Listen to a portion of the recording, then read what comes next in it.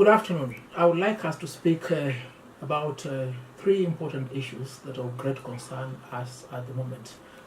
The first issue relates to the campaign strategy that has been adopted by some of the candidates for the presidential election.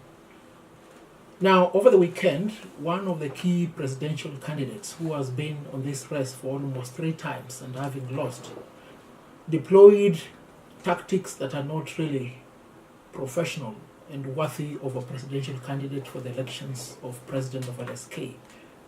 This particular candidate has deployed individuals who are not lawyers to infiltrate various groups on Twitter, Facebook, and WhatsApp, to compromise the security of those groups and to post information that ought not to be the subject of discussion in respect of an election. Now, I took it upon myself to call those individuals as well as their principal and told them that this should not happen again. Again, this particular candidate has been spreading rumors that Harvey has bowed out of the race and is likely to endorse him. Nothing can be far from the truth.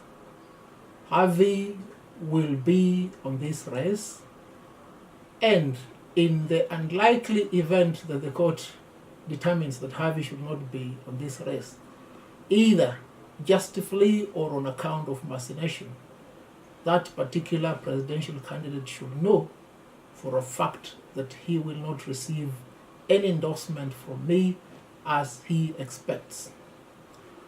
Number 2, that particular candidate is also on record through his proxies and agents as indicating that they are planning to interfere with the litigation that is currently in court. Let me make it very clear to my supporters and to everybody who may think that they may interfere with the legal process that Harvey is not somebody to play around with. I've had a track record of fighting impunity and corruption in the judiciary. If you think I'm talking in the realm of conjecture or jokes, just ask Justice Joseph Mbalo Mutava, and you will know what the consequences are. To that extent, therefore, we have submitted our quest for a determination on age limit must fall before the court.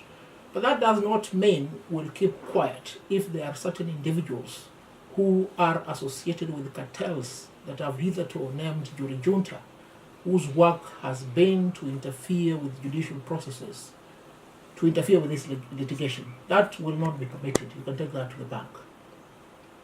Now, number 3, a concern has been brought to my attention by advocates, not really advocates, lawyers who have qualified for admission to the bar and were due for admission on the 25th of January.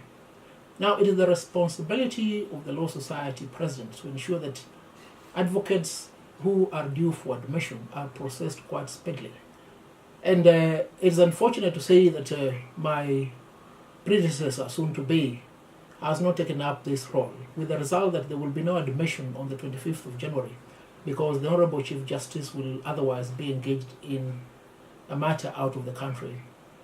I will have personally taken initiative to visit the Chief Justice to ensure that this date is brought back.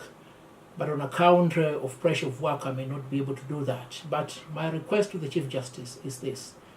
Please, as soon as you return, it is our plea that you admit these young advocates as soon as possible. We don't want these individuals who are well learned, who have spent a lot of money attaining the distinction they have now, to languish because they need their certificates to start living. Now, lastly, we have seen in the local print media very disturbing news that about 16,000 candidates who sat the pre-bar examination, only 7,000 out of them passed, and a bigger percentage out of these students failed. Now, this is an issue of great concern to the entire legal fraternity and the general public, because it cannot be explained why an individual will pass the rigorous training process in a university, qualify for graduation, then fail at Kenya School of Law through the Council of Legal Education, I think this is an area of great concern, not just for the students, but also for the parents and for the legal profession as a whole. We need to interrogate and find what is the root cause of this problem. And as soon as we resolve this problem, we'll be able to ensure that young lawyers are able to enter the job market. And whatever the case, let them come into this market and prove their worth. If there is a lawyer who is not competent for this market, the market will deal with him. But we don't want a situation whereby an elitist group, a club of senior lawyers, will always be determining at the Council of Legal Education and the Kenya School of Law who is supposed to enter the legal market. This is something that should not be permitted. May I wish you a good afternoon. I continue beseeching you to rally behind my clarion call, a brave new bar, age limits must fall, #Harvey for LSK president. Be blessed and have a good afternoon.